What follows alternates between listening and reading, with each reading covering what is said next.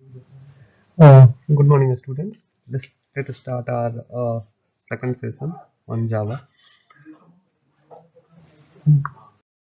Actually, in the last class, we have discussed about Java origin, from where Java has been started, who has developed the Java, what are the characteristics of Java, and what are the similarity and dissimilarity of Java from C and C++. Uh, Today, let's discuss about the characteristics of Java. Uh, there are certain characteristics. Java is simple. How Java is simple? Because this is a high level language and the syntax of Java is very similar to English like language. uh, if you understand the concept, writing code in Java is not a very difficult task. Java is object oriented, so Java follows all the features of object oriented concept. Yes, two three things I have discussed in the last class, that Java doesn't support like multiple inheritance. In the last class I have told you. uh, Java does not support operator overloading also, right? So these two majorly things which is not supported by Java. Java is distributed, interpreted, robust, architecture neutral, portable, performance, multi-threaded, dynamic, and secure language.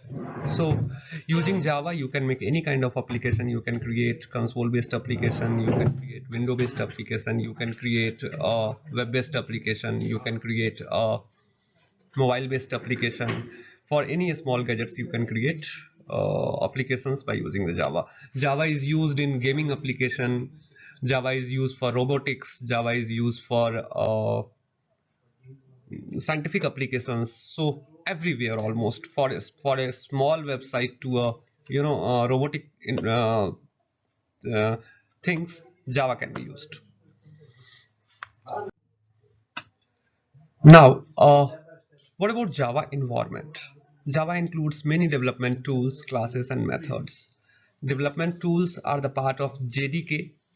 Actually, there are three terms you will listen while you will study Java: JDK, JRE, and JVM. JDK is Java Development Kit, JRE is Java Runtime Engine, and JVM is Java Virtual Machine. So, I just want to convey you that if I say about this all, might be you will find something difficult right now. But I would like to suggest every one of you that please read this JDK, JVM, and JRE. Please note it down: JDK, JVM, and JRE, and explore it on Google. And in the very next session, I'll discuss about these all three things: that what is JDK, JRE, and JVM, and then you will get a better clarity. For right now, Java includes many development tools, classes, and methods. So where these classes and methods are defined? So development tools are the part of JDK. All the classes and methods are the part of JSL, Java Standard Library. That is also known as API, Application Programming Interface. JDK consists of tools like Java Compiler and Java Interpreter and many. Uh, Before saying, you are seeing here Java Compiler as well as Java Interpreter. So if you will remember C and C++, both were compiler based language. In C you were using compiler of C, in C++ you were using compiler of C++. So you know that either compiler is used or interpreter is used. But if you will discuss about Java, Java uses both.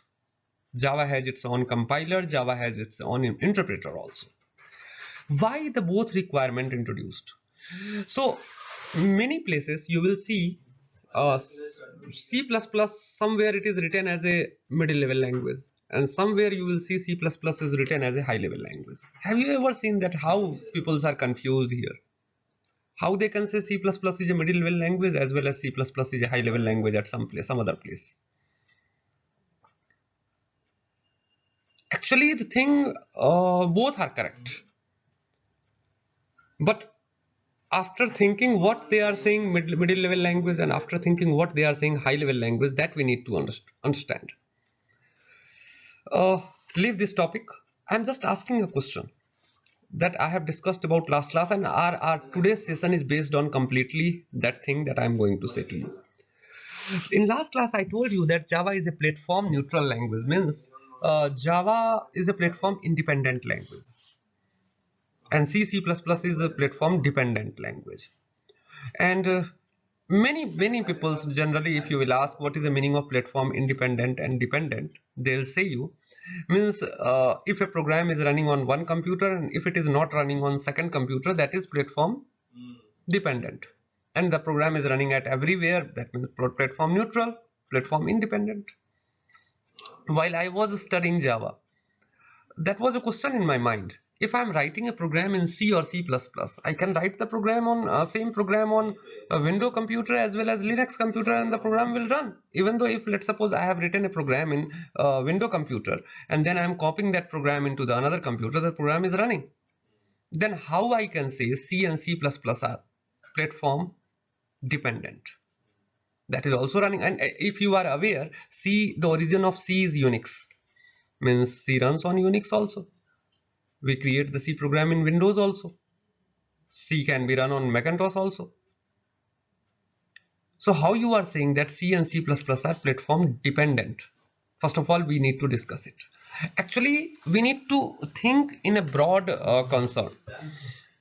So first we need to understand what is the meaning of platform independent and dependent. Look, we are going to be a software developer. Now, what is the role of software developer? You are going to develop a software for your client. So after development of software, what you give to your client? Are you going to provide your software? Let's suppose you are purchasing a fan.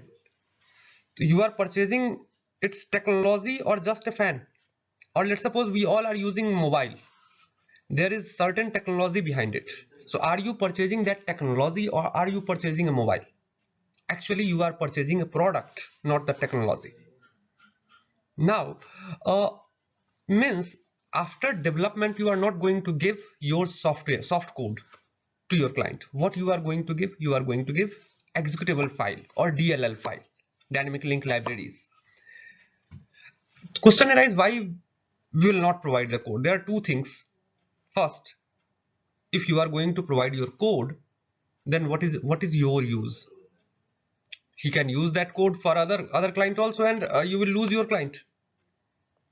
He can create his website by his own, just he has to change certain names. Then from where you will get the job?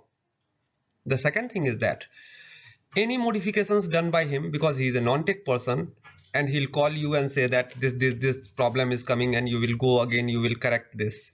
So you are just going to give him exe file. Now, whenever you compile a program, an exe file comes. Exe file always comes, always, despite of the language. Exe file always created with the help of operating system. Without the help of operating system, exe file cannot be created.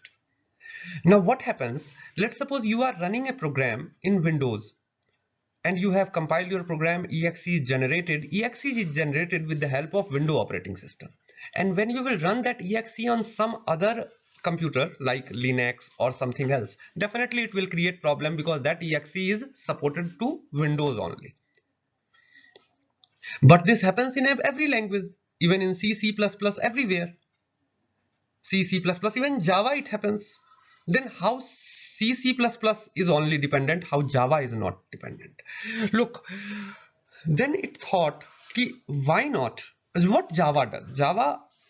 Java has segregated this entire compilation process into two parts. What it does, when you compile your program, it creates an intermediary file that is known as bytecode or class file. Not only Java, if you have heard about .NET, C#, .NET, the same thing happens. When you compile your code, an intermediary file gets generated. In C#, .NET, it is called MSIL, Microsoft Intermediate Language.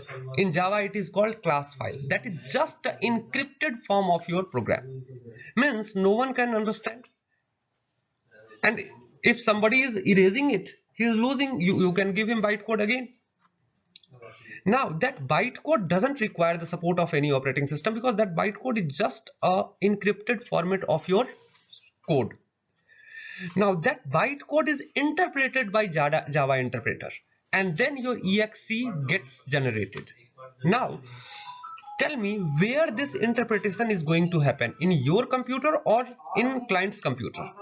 In client's computer. So the platform, that's why Java is called platform independent language, because every time exe gets generated onto the client's computer. So entire compilation process is subdivided into two parts. First we compile the code, then we interpret the code. So Java C is a Java compiler, and Java, these both are commands, Java C and Java. So Java C is a Java compiler, and Java is a Java interpreter. So when you first compile your code, a bytecode gets generated, and then you interpret your bytecode to generate the executable file which runs onto the client computer. This doesn't happen in C++. In C++, only one phase compilation happens, and that's why that is known as platform dependent, because exe is going to be generated in your machine. So JDK consists of the tools like Java compiler and Java interpreter and many. API includes hundreds of classes, methods, which is written for Java compiler as a Java language into several packages, and they are put in various folders. For your just understanding, I am telling this word. Java, in Java there are thousand, you can say millions of classes are methods are there. So what Java developer has done, related class, they have found various folders, and that folder is known as packages. Technically this is known as packages, and the various packages corresponding classes has been put over there. So Java is architecture neutral. So I have told you the entire compilation process what happens. So that comes into the JDK part. So your Java code. So extension of Java code is .java. Then you compile your code by using a Java C compiler. Then bytecode generated, whose extension is .class file, and which is interpreted by JVM, Java Virtual Machine. So sometimes you see that when you are running a particular website, they said Java should be included. Yeah, you are seeing that only JVM is required. So JVM is required just to run your file. JDK is required. JDK contains both the things, Java compiler as well as JVM. So JDK contains both the things, Java compiler as well as Java interpreter. But if you just want to run your file, you just need required JVM. I am giving you a question. Sometimes it is asked in the interview, tell me JDK and JVM, which is platform independent? That is very specific question.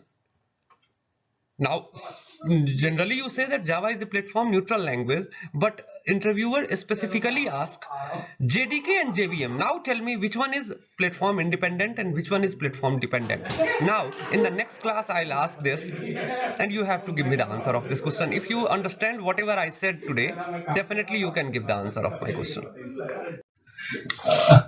So that is last day we have used this term Aura, write once and run anywhere. So you are writing your program, compiling it, class file gets generated, and that is taken by JVM, Java Virtual Machine, and which is going to be executed in the client computer. Where you need to write your Java program, you can write your Java program in any editor like Notepad. I personally suggest use Notepad++. Anyways, you have heard about NetBeans, Eclipse. You can use these things, but personally I'll suggest you at the learning stage, for upcoming 2 months at least, you should use Notepad only, because when you will use Notepad, your syntax is going to be strong. So the programs will look like this, that you are looking on your screen. I'll explain everything in detail. So what is class, what is public static void main string args, and everything. And just I'm giving you a brief idea about how it looks like. So don't worry, we'll discuss it again. So thank you for today's session. We'll discuss about now syntaxes and everything in the very next session. Thank you very much.